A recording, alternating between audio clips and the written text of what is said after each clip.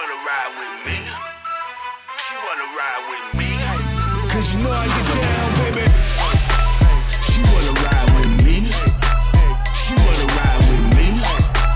She wanna ride with me. Cause you know I get down, baby. You know how I ride hitting corners.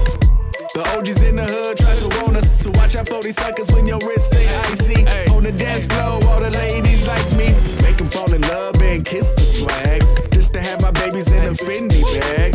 No refund, you can keep the tag. Cause I'm a stunner, ain't no wonder why my folks be mad at me. She wanna ride with me. She wanna ride with me. She wanna ride with me. Cause you know I get down, baby. She wanna ride with me. She wanna ride with me. She wanna ride with me. Cause you know I get down, baby.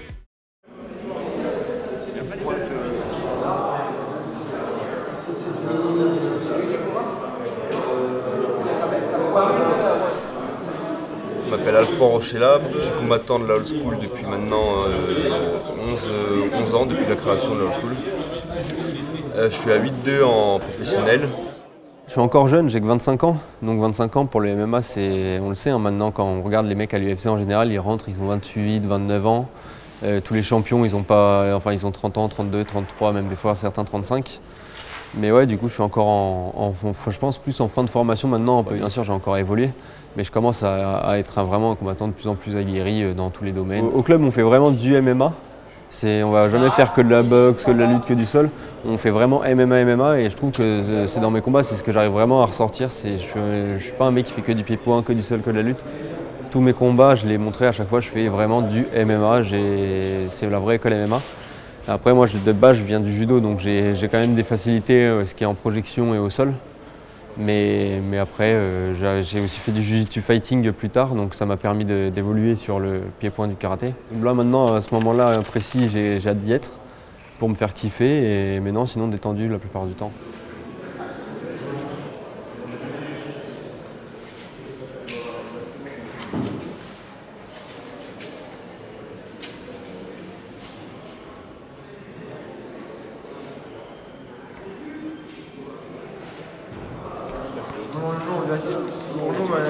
On le sait. Il n'y a pas de problème.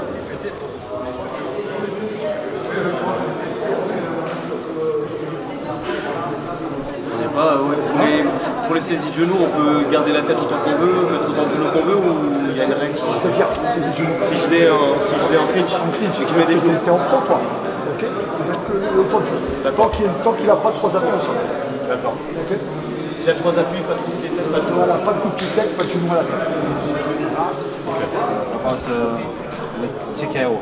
If you are in danger, you have been shot, you're in danger like this, you had a knockdown, so you have to show me you are still in the fight, stop for you, okay? If you are trapped in this condition, if you shout, I'm going to stop. It's a verbal tap out. But be careful, even if you know that you can defend on it, it depends on the situation. If it happens... When you don't see it. If I don't see it? Yeah. Et ça m'emmerde que lui, il prenne un gars qui là, il est à son poids de forme en fait. Tu vois ce que je veux dire, il est juste revenu à son poids de forme. Tu vois, donc si on le fait descendre à 73, c'est-à-dire par rapport à la catégorie initiale, il y a 2 kilos. C'est pas non plus dangereux pour le. Je crois pas que ce soit dangereux pour la. Après, c'est vous les tauliers, c'est vous qui combattez et je vais pas vous mettre en difficulté, je vais jouer. Pour moi, c'est des amateurs. Il n'y a pas de risque à ce que les deux se prennent.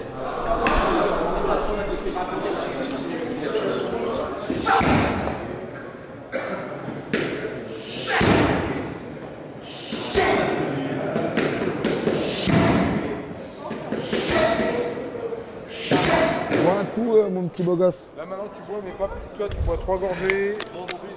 Même pas la moitié de ça, là. Tu bois tranquillement. Voilà. Hein? Quand ton échauffement il est fait, maintenant c'est 3 gorgées. Arrête de demander truc à Scotty. Tu veux un truc, parle-moi. Gaëtan, je vois là-bas. Et moi? Ça va la mif? Mais moi, je viens avec toi, mais... mettre un old school. Ouais, c'est un... Ouais, j'ai un old school. On va mettre à Daniel, mais si, parce que on pourra pas rentrer à beaucoup. Si on fait une photo de groupe, comme ça tu viendras avec tout. Au pire, moi, c'est toi qui rentre dans la cage avec les combattants. Ouais. Ah, ok. Et le cutman, c'est vous qui le mettez à dispo ou c'est... C'est ça. Il sera... Ok, c'est bon. Par contre, au moment où il te dit, tu sors. Ouais, t'inquiète.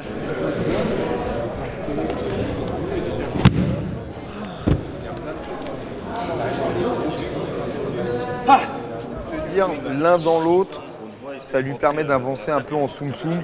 Dès que tu prends un petit cap, ils veulent plus prendre. Regarde, on n'arrive plus à le faire combattre, Jonathan n'arrive plus à le faire. Et Adem comme Alphand, ils ont bénéficié de ce truc où ils ont un petit peu, tu sais, ils ont été sous-estimés. Lui, ça m'a permis de construire sa carrière, Alphand. Et Adem, on est sur la même dynamique, toi. Parce qu'Adem, avant son combat, il n'avait pas du tout de communication et tout. Voilà, il est en train de prendre conscience aussi qu'il fait du haut niveau et qu'à un moment, il va aussi falloir soigner son image. On en a beau. Mais même sur la réaction d'après-match, il a kiffé le moment, il a kiffé le truc. Et son combat, il était as-comme. Ouais, bah, même là, tu vois qu'il est quand même obligé de le protéger après les poser. Voilà, c'est jamais des explosions de joie. Moi, j'aime bien quand c'est comme ça. C'est son flow. Ouais, ouais, c'est les grands amateurs. C'est pour ça, il y a un combat amateur dans le truc. D'ici 10 minutes, on vient chercher le premier combattant. Merci. De rien.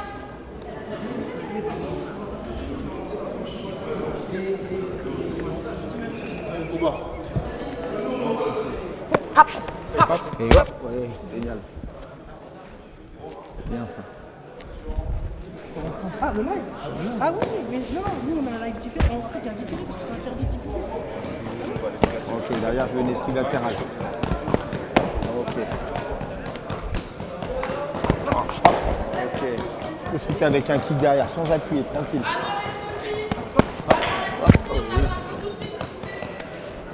Bon, on a la bouteille d'eau, ça protège l'encre, coquille. J'ai raté tes pompes, Michael? Oh, sans les chaussettes, j'ai le droit. Je me suis lavé les pieds. J'étais à une bar mitzvah aujourd'hui. Imposer ton jeu. D'accord, imposer ton jeu et le rythme du combat. De Toulouse. Ah ouais. Non, parce qu'en fait, premier train, t'as un gars qui a jeté un bloc de billes.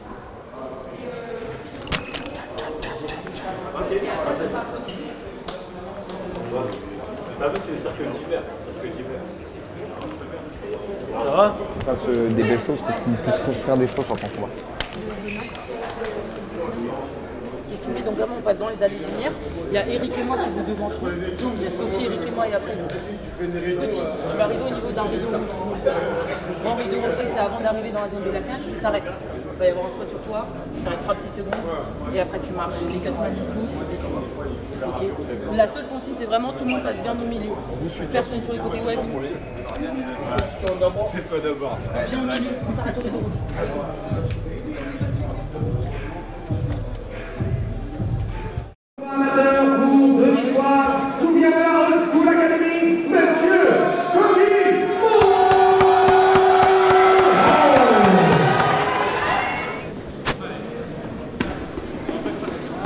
Varie les hauteurs de frappe, voilà.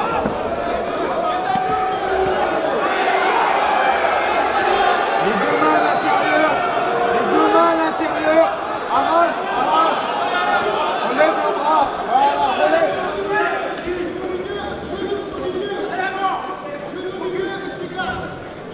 10 secondes.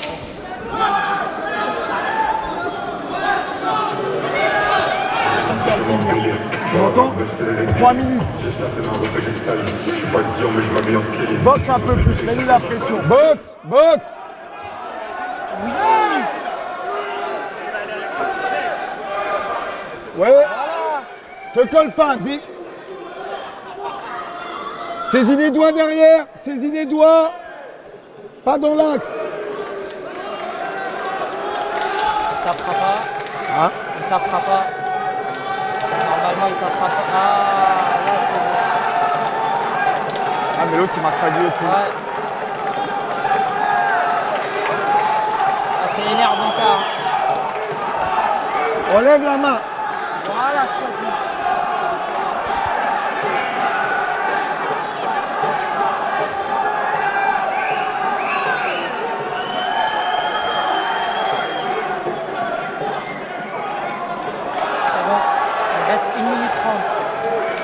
L'autre, il marque ses points. Ouais. Il est con. Scotty, il reste 2 minutes. 1 minute.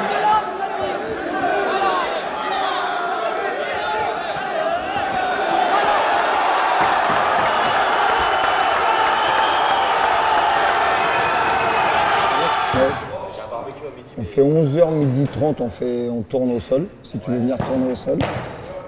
Il s'est fait quand même doser par Adam. Des fois que... C'est vrai? Tu prends, tu trucs au sol. Allez. Ça, il avait. Ouais. Après c'est... Ouais, je savais. Ouais, je voyais ta tête. C'est une capote que t'as dans la poche ou je rêve là? Ah non, j'ai eu peur. Tu vas combattre, il y a des podcasts dans la poche.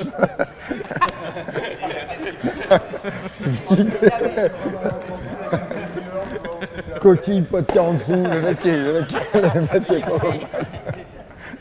Espèce de cassos de ouf. Je sais qu'on préfère gagner, mais Toujours. tout le monde. Hein. En fait, faut pas voir la défaite comme un échec définitif. Il y en a qui le voient comme une fin en soi. Ça, c'est pas. Y a des mecs qui tu les vois, ils combattent et ils perdent une fois et ils recombattent plus jamais. Hein. Je sais pas comment il s'appelle celui qui a dit peut-être que je suis pas champion, peut-être que je le serai pas demain ni là le mois prochain. Ah, mais c'est McGregor. Ouais, non, pas McGregor, celui qui est asiatique là. C'est putain Moreno. Figueiredo, ouais Moreno. C'était un petit Mexicain. Ouais, voilà. Il est arrivé, il a fait ouais, c'est peut-être pas aujourd'hui, peut-être pas demain, mais vous allez voir, je vais être champion et tout. Ouais, et finalement, il est fini. Alors que lui, à l'époque, il s'était fait recruter au TUF, c'est l'émission télé de l'UFC là. Et en gros, t'arrives et genre il y a une vingtaine de participants. Et dans les 20 participants, il y a 2 coachs, donc 2 stars de l'UFC, ils te choisissent ouais, toi, je te prends et tout. Et lui, c'était le dernier à être pris, personne ne le voulait et tout. Au TUF, finalement, il a fait ça, il a fait le TUF et tout. Après, il a quand même été pris par l'UFC. Et après, tu vois, personne pensait qu'il prendrait la ceinture lui au début, mais il a évolué de combat en combat, il a toujours évolué.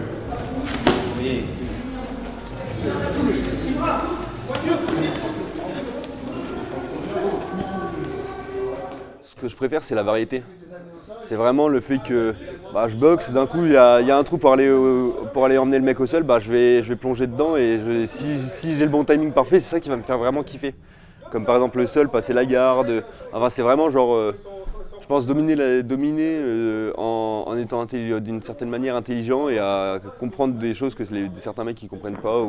Enfin c'est vraiment mon petit kiff de jouer un petit peu à droite à gauche et de savoir un peu tout faire.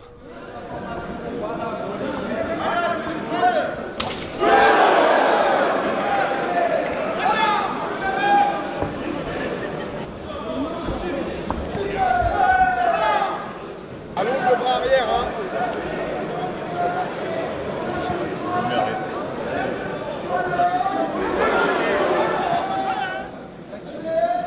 Du match, hein.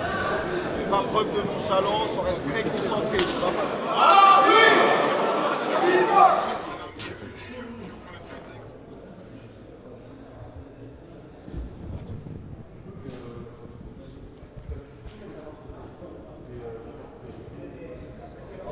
Bon, Alphonse, t'es obligé.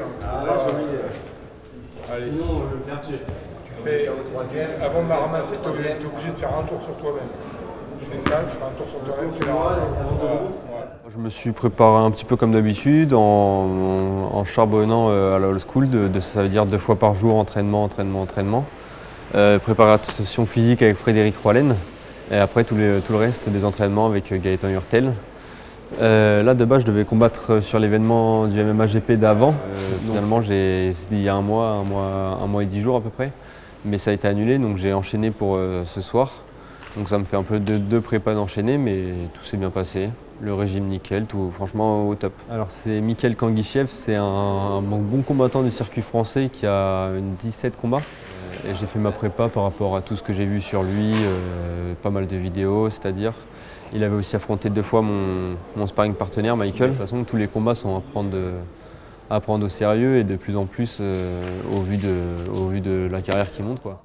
Mais moi, en vrai, je sais tout faire, je sais m'adapter à une stratégie, je sais rester rigoureux à une stratégie. Et du coup, serein et on s'entraîne bien pour. Et pas de précipitation au sol, même si tu as des positions fortes. Je mets pas trop d'amplitude, d'accord, pour qu'il puisse pas s'exprimer sur le ring. Et ça, tu sais faire. Tu sais faire.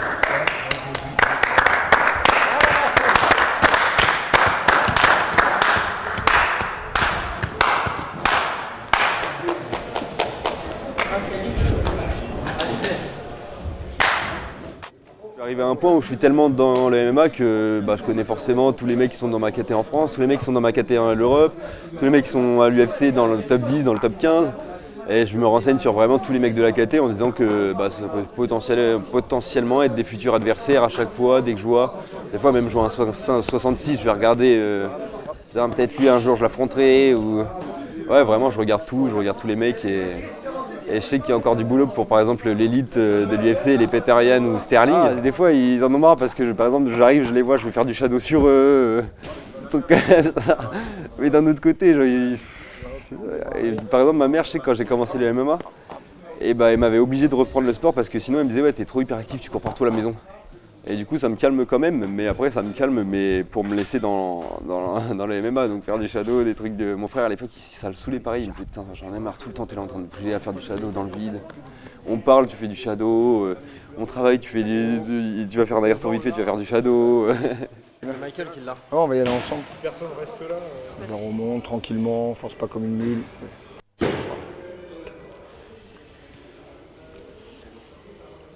Ok.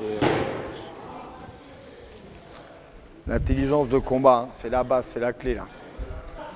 Tous les outils techniques, on les a. Les gars, je vais juste vous expliquer comment ça se passe pour l'entrée. Ça fait 3 fois qu'on rentre nous. C'est au milieu des lumières rouges, ok? Alpha, quand t'arrives au niveau du rideau rouge, tu t'arrêtes minimum 5 secondes, t'es filmé. Si tu veux rester poussé et te faire un kiff, tu restes poussé. T'es en premier, derrière toi il y a Eric et moi. Je ressens pas vraiment une pression, je ressens plus un plaisir où du coup j'ai l'impression d'être surconcentré quand je combat. Ça va plus être un kiff de combattre tout simplement. Je pense au combat, je pense à ce qui peut se passer, je me mets plein de schémas en tête. Je pense vraiment à plein de possibilités et j'essaye à chaque fois de m'en sortir dans ma tête. De toute façon je pense qu'au MMA dans ma vie. Donc je vais me coucher, je pense à ça, je vais me lever, je pense à ça, j'ai 5 minutes de repos, je pense à ça. J'avais jamais vu la salle comme ça et c'est vrai que quand tout à l'heure je suis monté dans la cage là avant que le public arrive, c'est un endroit où ça se prête vraiment bien au MMA finalement vu que c'est arrondi exprès pour enfin tout. On sent que quand je vais combattre, je sens qu'il y aura une vraie belle ambiance. D'autant plus là on est à Paris donc il va y avoir des amis à moi, il va y avoir du monde qui est venu pour me supporter donc ça va être le feu. Allez, les mains bien hautes, hein, on bloque sur les crochets. Première reprise.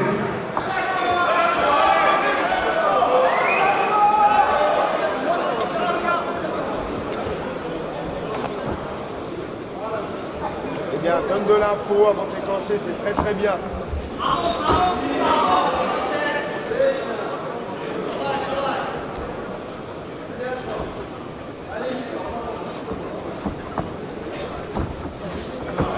Derrière, ne crispe pas, très bien, et rentrez le tas.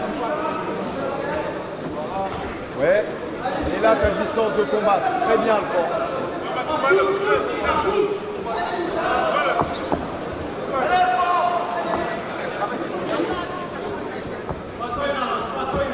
On pense au kick, hein, tu as besoin de prendre des certitudes. Ouais.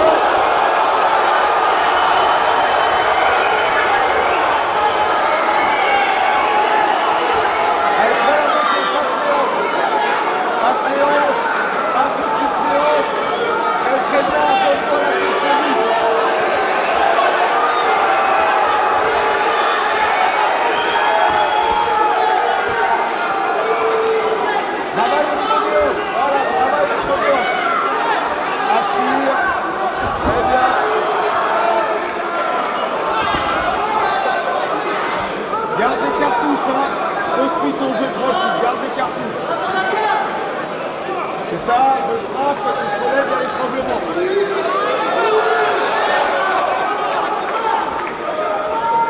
Là, il y a la place, tu peux mettre la menotte quand tu peux. C'est bien, le fond.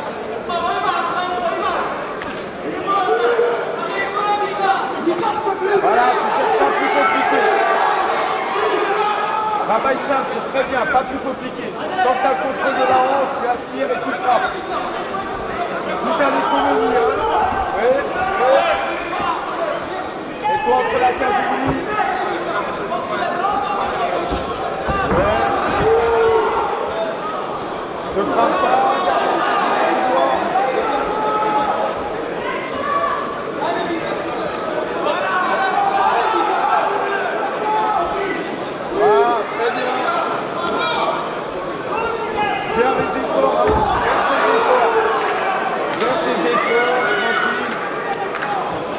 Sans pas vous frapper tout le temps. Et attention à la Kimura. Voilà, sur le coup, c'est très bien. peut te frapper au corps, mais mets pas trop d'engagement sur tes frappes. Hein, tu scores simplement. Dès que tu peux, tu prends la menotte. On l'a bossé. Attention à la clé de jambe. Voilà, là tu mets du poids sur lui. Attention à la kimura.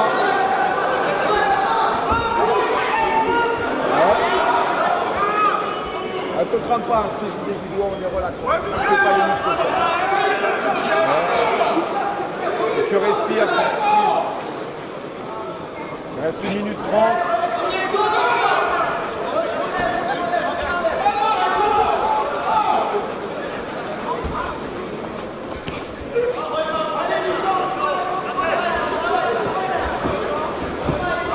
Ils sont pas obligés de faire tout le temps, Alphonse. J'aime bien les ischios.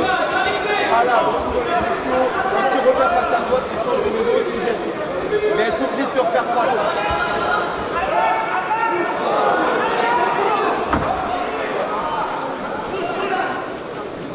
Et qui a fait face, tu changes de niveau, tu balances. Reçois la caméra, reviens plus. Voilà, là tu peux travailler.